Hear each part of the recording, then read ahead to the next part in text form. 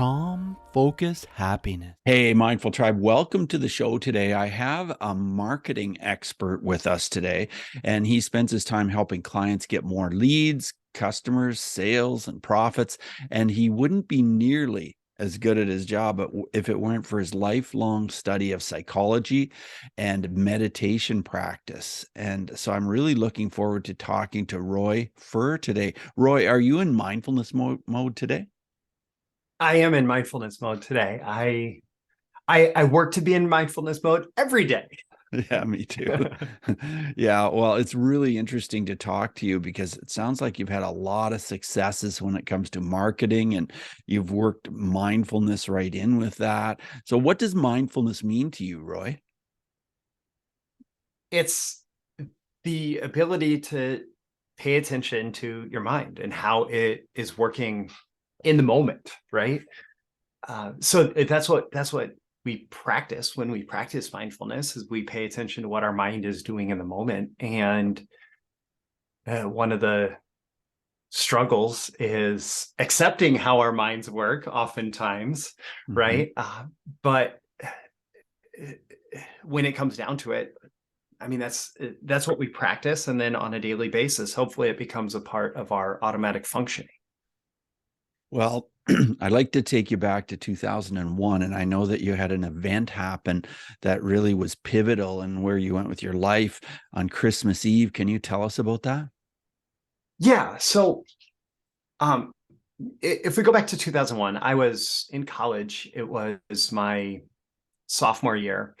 And I, um, well, at the time, like I was probably like a lot of kind of rebellious teenagers, whatever, but I wasn't really focused on mindfulness and I had no real direction in life and all of that. And I'm actually going to park at my parents' church for their Christmas Eve church service. Mhm. And there had just been a big snowstorm. There were like piles of snow on either side of the street, icy, all that stuff, right? And I remember I had a flashing red light to cross. It's called Sorensen Expressway in Omaha, Mhm. and it's like 4 lane, 2 lanes each way. Flashing red light to cross to go park across the way, and I go across, and next thing I know, I'm kind of becoming conscious again, and there's like ambulances and all of that. And what had happened is a Ford F-150 had hit my little Mercury Tracer station wagon, T-boned it in Mhm. the intersection. And apparently I was conscious the whole time, but I don't really remember it. And they'd hit right behind the driver's door. My girlfriend at the time was in the car with me. She was fine. I probably had a concussion, hit my head on the window, whatever. Car was absolutely totaled. If it had been maybe a second difference, that truck would have hit the driver's door and I would have been in some big trouble, Yeah. right? Um, but I find a lot of people who get into mindfulness have some kind of experience like that, some kind of Yeah. brush with death, some kind of like reckoning. And it doesn't have to be brush with death, but like some kind of reckoning where there's a pursuit of meaning. And I went from being kind of directionless. I was enrolled as like a marketing business major, which is kind of funny that I came back around to it. Yeah. But I decided I was going to become a psychology major. And I Oh. got fascinated with transpersonal psychology, like the psychology, positive psychology, the psychology of human achievement and the wisdom traditions and the study of meditation and all of that. And for the next 3 years or so, I pursued psychology rather than business. Mhm. And that's what totally turned me on to um, all of this mindfulness stuff, which now then I came back around and I discovered, well, so in college the whole marketing thing was marketing within the context of a big business, and I knew that didn't appeal to me, but I didn't have any better major to sign up for, so I had done it. And I came back around and discovered that they're entrepreneurs, and so that's who I've worked with since 2005 or so. I've worked with very entrepreneurial marketers, and um and it was a fit where instead of feeling like a big cog in the machine, right, I was able to be more present. I was able to be more myself in the context of all the entrepreneurial marketing stuff. But yeah, going back, there's that car accident that kind of sent me off on this like quest for meaning and knowing myself and knowing, place in the world, right? It's really interesting that you then came back around again and you got into marketing. And then in 2017, you wrote a couple of books about marketing. Have you written any books since then? I haven't written books. So my latest book came out in 2017, which was The Ultimate Selling Story. Mm-hmm. Prior to that, in 2014, I published The Copywriter's Guide to Getting Paid, Okay. which is specific to people who do what I do. I don't have any new books in the works. Well, I have a million ideas for books, but I haven't published anything since then. I'm publishing daily content through my podcast and YouTube channel, as well as through my members area. I do quite a bit of training for my people there. So I have an entire training library on marketing that I do. And how That's do we been my find you on publishing. YouTube, Roy? Well, it's Roy Furr on YouTube, and so that's ROYFURR. And you'll know it's me when you see all the marketing videos and the copywriting and this wonderful background. And yes.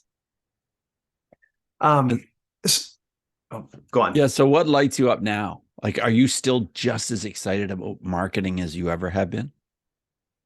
So there's a lot going on with marketing right now, and there's a lot going on with me relative to marketing right now. I got into marketing because I was a writer, and I discovered this, like, there's this path of these people who got paid to write for businesses. But then I got excited about the whole entrepreneurial marketing thing, and the whole writer thing is really important right now because there's a lot of fear actually Yes. in the marketing writing space because of AI Yeah. and ChatGPT and all that stuff. Right. And what people are grappling with is this idea that the writing part of marketing is going to be replaced. And I think there's kind of a yes and no thing to that, because a lot of like really simple articles can now be written by AI as good as, maybe 80% of the people who were writing really simple articles before. But what AI really can't seem to do, and who knows how long it's going to take, is like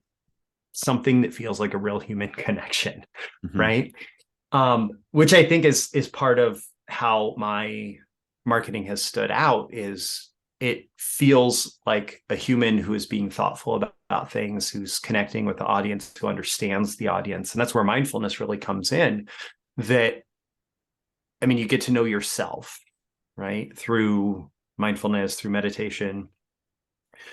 You get to recognize who you are, and then you recognize the ways that we are the same, Mm-hmm. how we're all going through the same human experience, and we're all having like these emotions that we want to stuff down, and that we have to reckon with if we don't want to get stuck in our life, and the challenges of life and all of that. And being able to communicate on that level is something that that's always excited me about the writing part of marketing. But what lights me up about marketing today is like I've transitioned out of that writing role into a CMO, like a leadership role. Mm-hmm. And how can I help businesses solve their marketing problems, which is a higher level perspective, and it requires a lot more strategic thinking.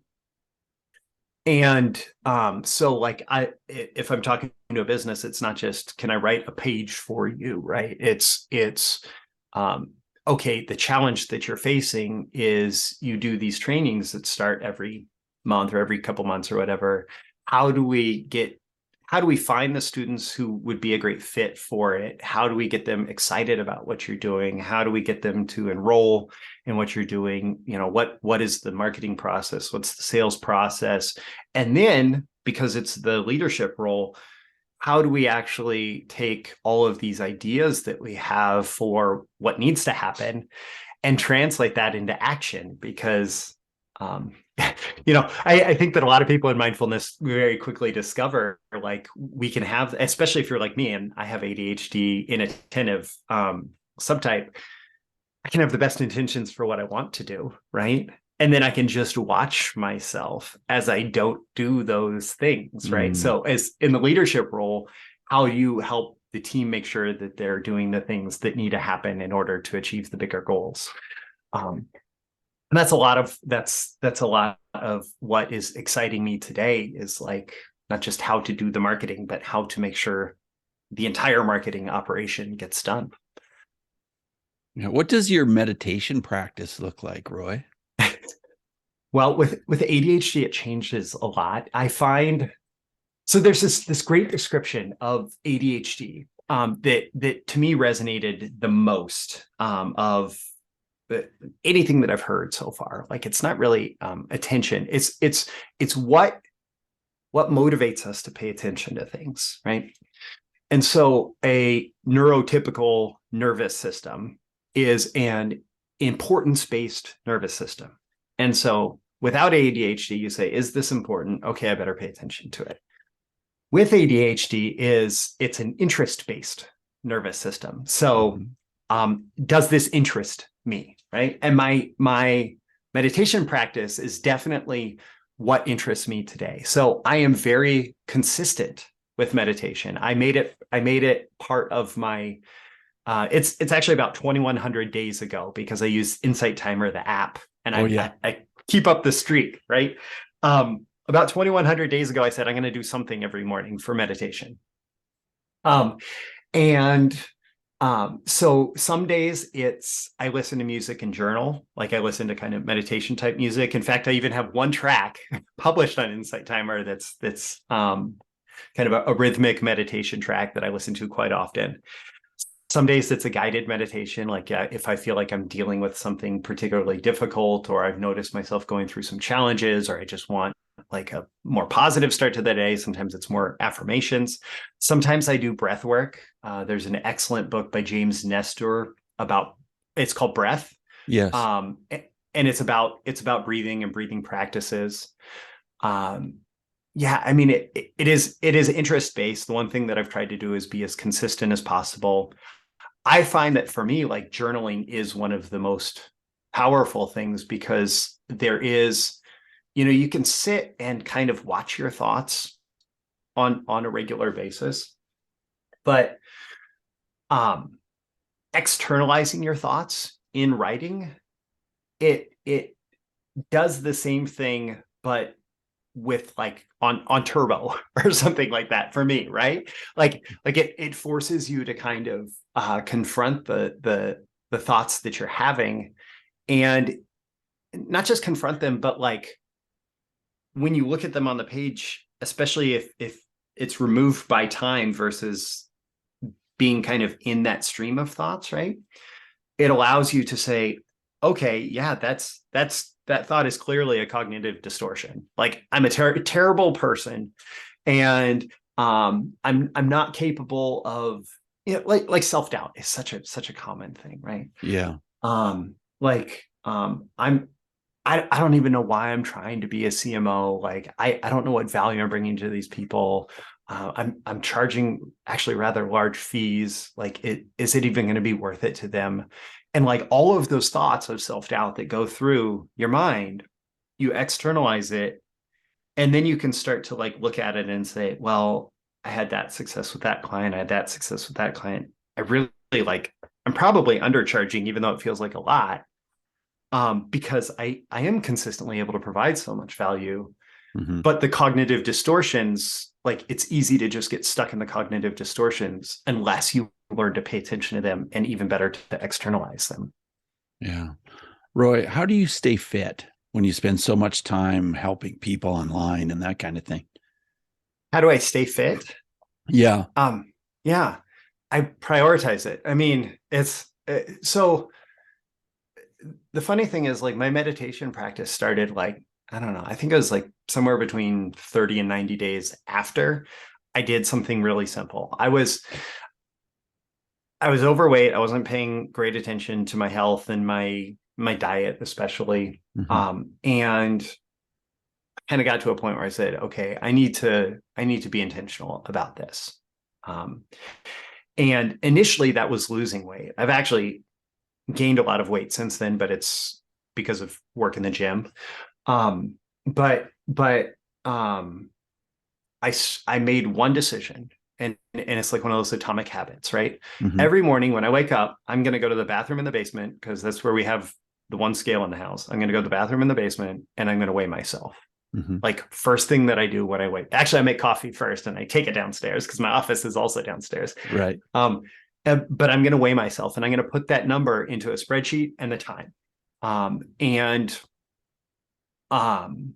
I so I didn't even say like I'm going to lose weight. I just said I'm going to weigh myself. Mm-hmm. And then I started making decisions because I was aware of it relative to that. And like I lost a lot of weight really quick. And then I decided that I was underweight for what I wanted to be. And it wasn't a healthy thing, right? And I want to lift weights and I want to spend time in the gym. And so I've gained a lot of weight since then. But it was about becoming intentional about my body composition and then making diet decisions, choosing healthier food when I was just paying attention to what's going on in the scale. Like I've had a lot of pizza in the last week, but because it was like son's birthday and like on his birthday, he got to choose pizza. And then he had a party and we had pizza. And then we did a pool cleanup for our neighborhood pool. And there was pizza for people who helped with that. And it was like all of that, right? But then it's like, okay, I've been doing a lot of that. Maybe lunch today is going to be a salad with cottage cheese or something, right? Yeah. Like, Yeah. and it's about awareness and intention, and then awareness and intention around exercise and finding a weightlifting program that I really liked. And I actually in the same spreadsheet I have multiple tabs, and one is body composition, and then I have a bunch of different workout tabs that I've gone through in the years since I started this spreadsheet. The current one is just alternating between some power lifts, and I aim for 2 days in the gym doing these power lifts. It's an alternating workout every day. And I was using a pedometer for a while and just making sure that I got in 7,500 steps, which is not no, it was 5,000 was my daily goal. Mm-hmm. Because I do spend a lot of time sitting in this chair. I spend Yeah. a lot I'm of sure time you sitting in this must. chair. Yeah. Yeah. That's But usually a challenge is, yeah, when you do the kind of work you do, but at the same time to stay fit. And sometimes yeah, you can, make up your mind to eat as healthy as possible, but it's still not easy to stay trim, right? If you're sitting yeah. around a lot. I think that so much of it is awareness. Like the pedometer made me aware of my steps. And Mm-hmm. so I decided to start taking more walks, you know. Um, I haven't replaced it since I stopped using it.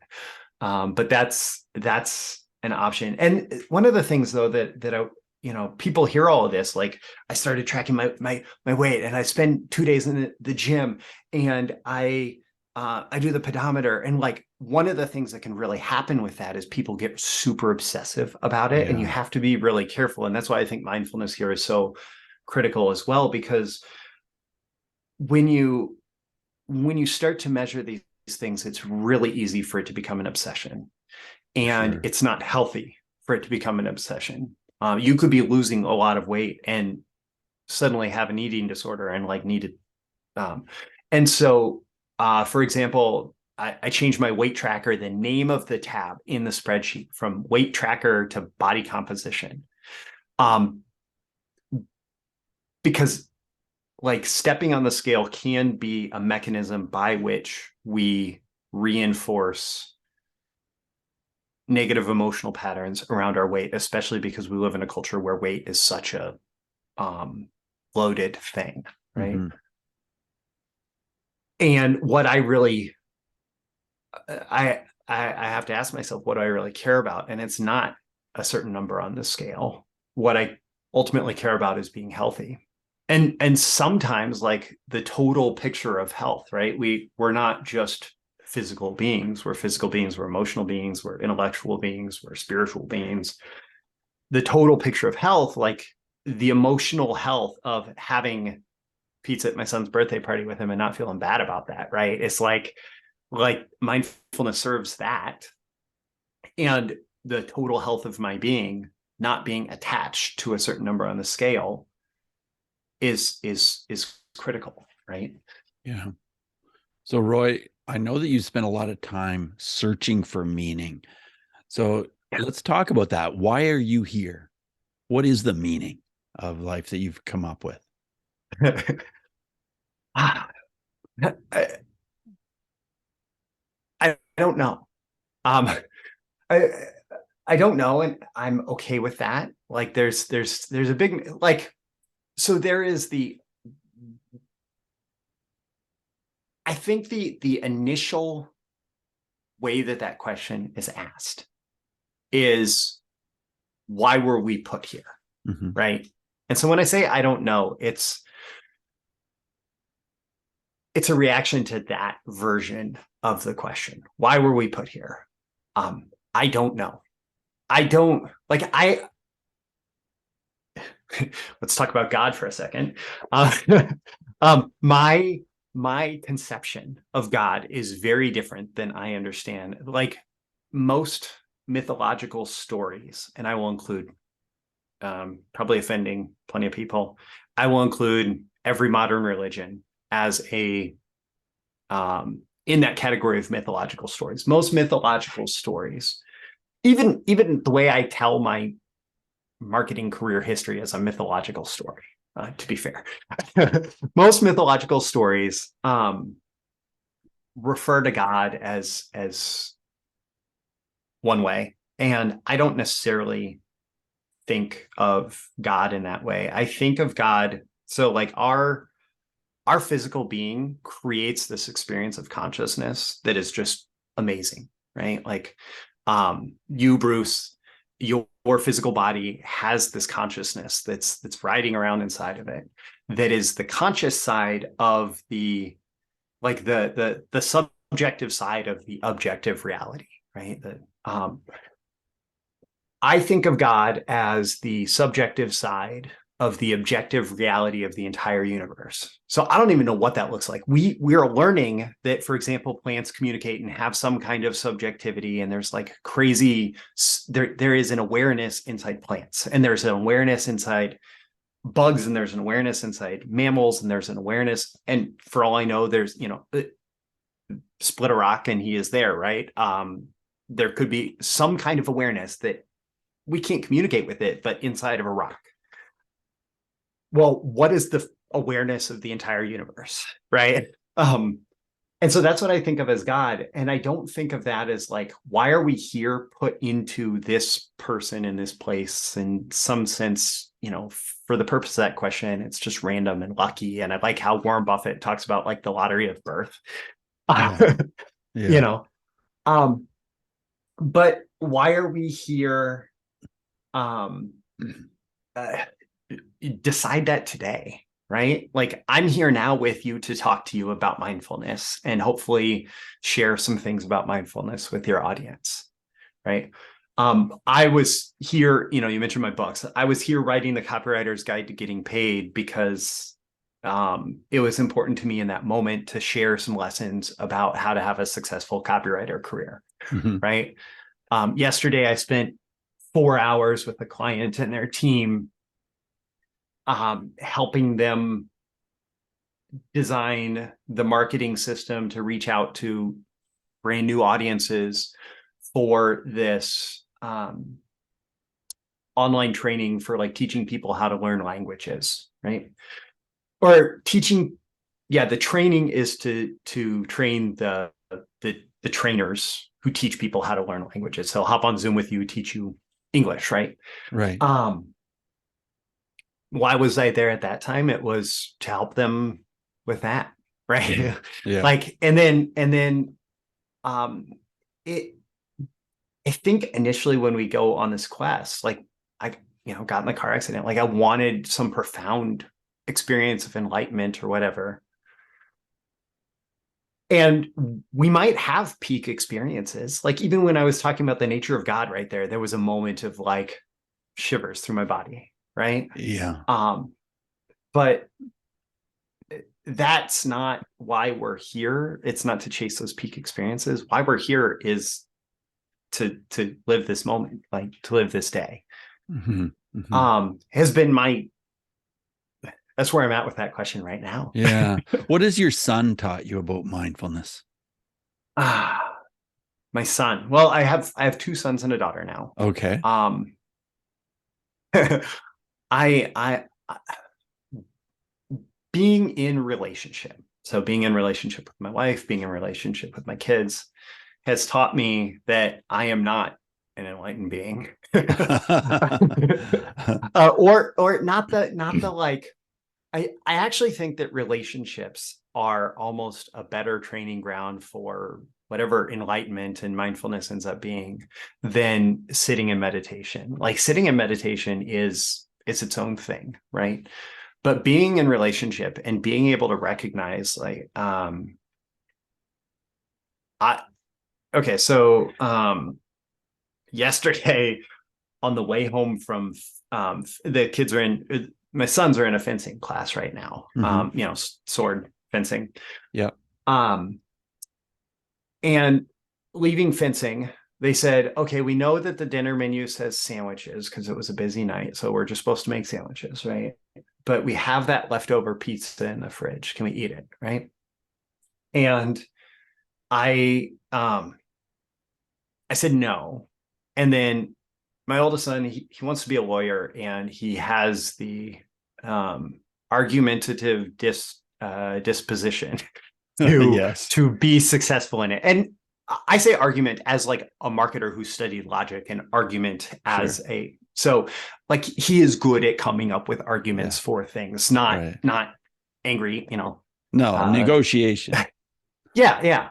Um and so he starts trying to negotiate for the pizza. Right. And um I'm holding my ground and saying no. But I had a moment where I had to say, like, I'm noticing that the more you come back to me on this, the angrier I'm starting to feel. Uh-huh. Right. Hmm. And so by being in relationship, and coming back to this so intentionally over and over and over and over and over again, I'm forced to recognize when emotions are like welling up in me that without mindfulness would drive my behavior.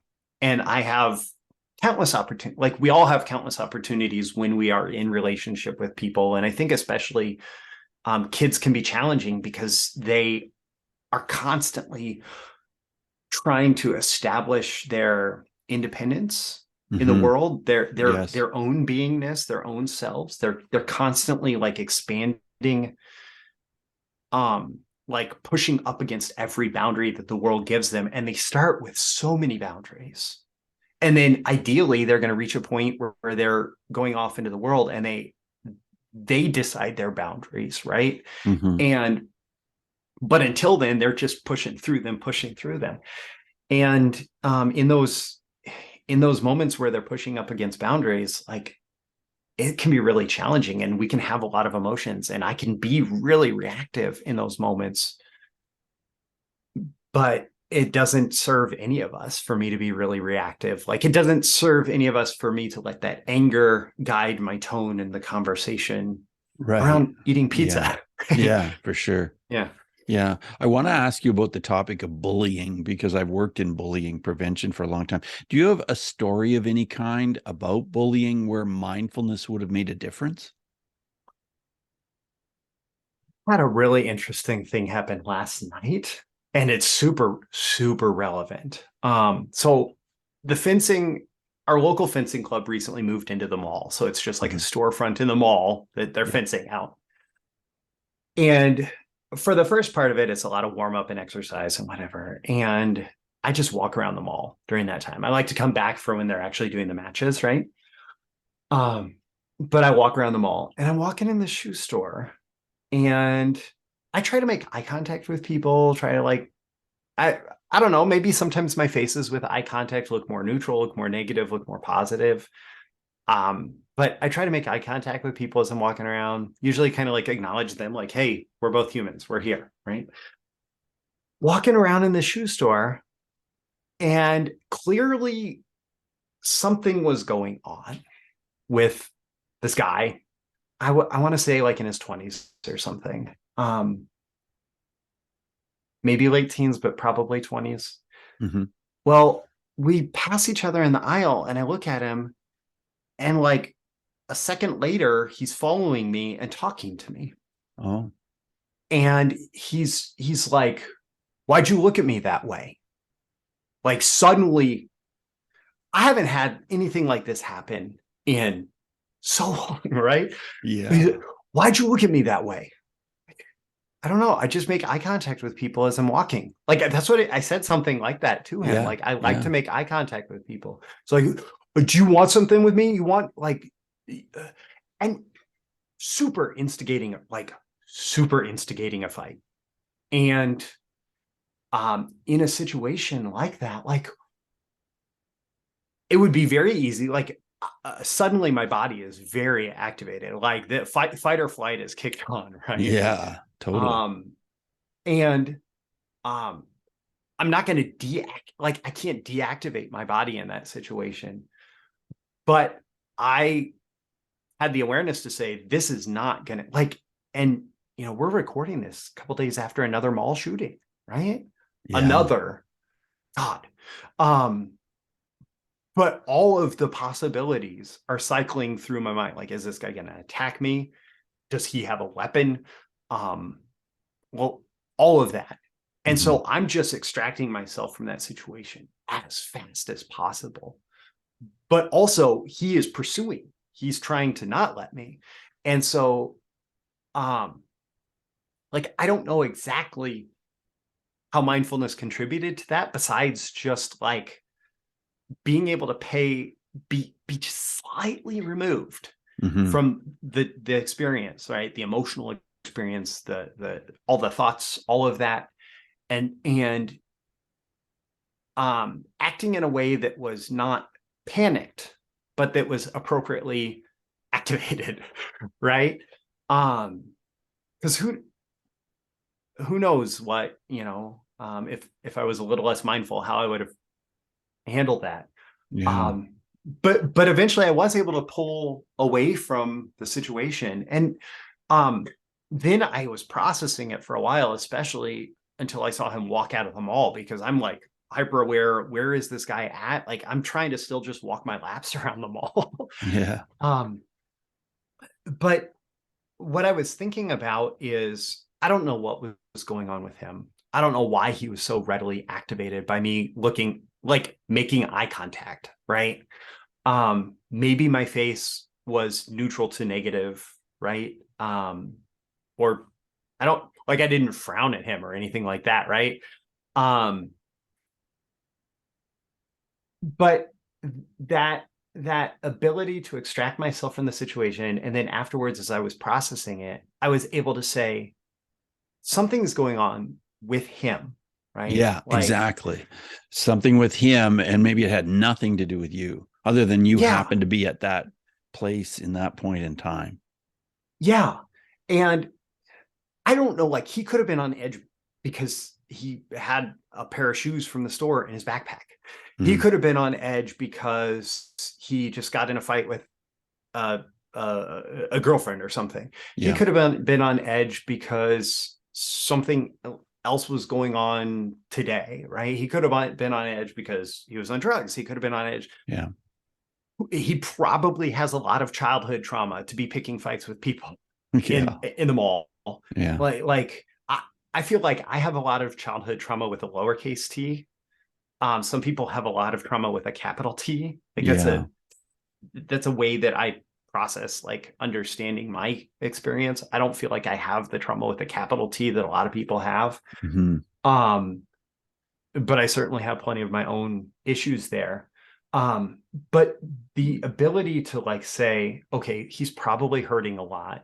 And the best thing that I could do in that situation is probably just extract myself as Yeah, much as possible. right. And like I've had to deal with that with the kids too. Like they deal with situations like I don't want to be too specific about their experiences, but like other peers in competitive sports, other peers in school, Hmm. it's like we've talked to them often about those people probably have something going on, some challenges that they're struggling with, and it probably has nothing to do with you. Like they are interacting with you, and there's something about the situation that's triggering them.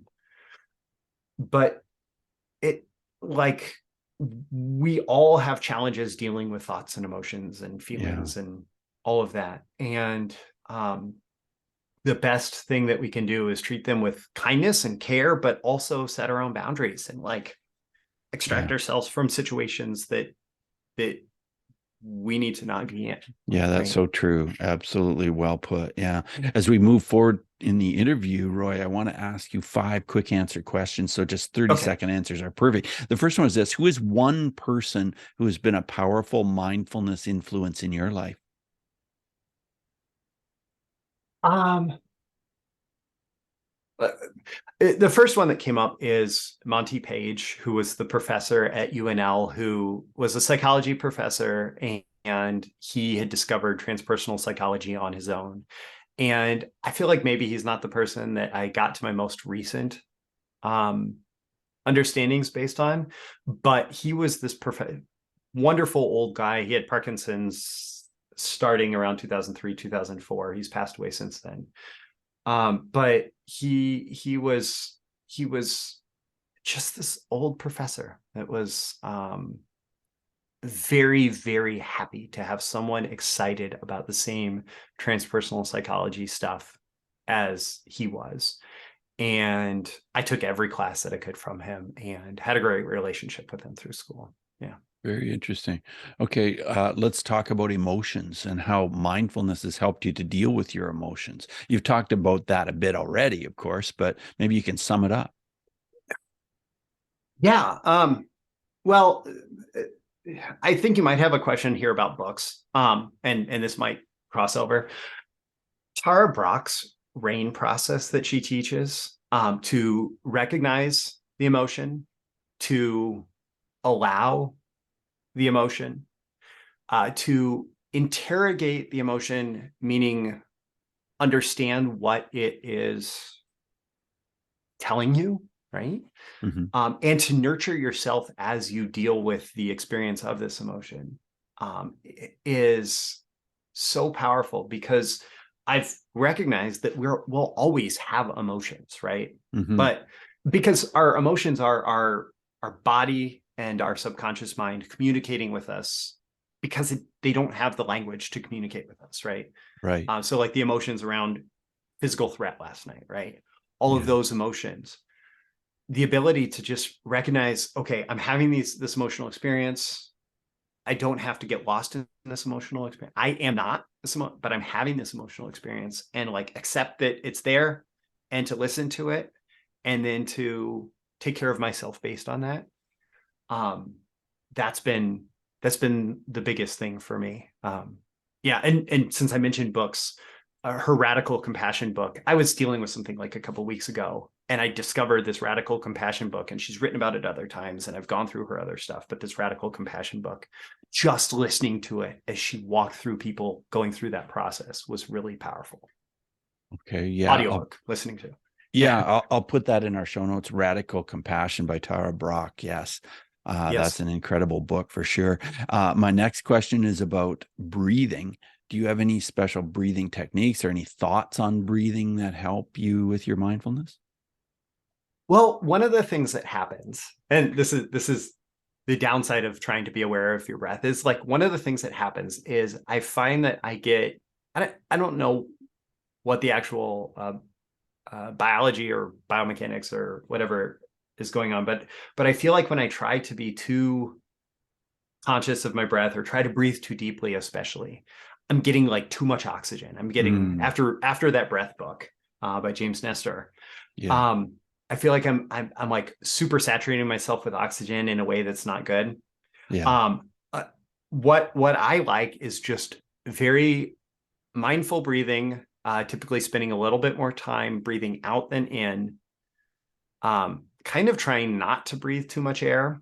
I mean, I've gone through box breathing, 4-7-8. I probably use 4-7-8 more than anything else, which is in for 4, hold for 7, out for 8. Mm-hmm.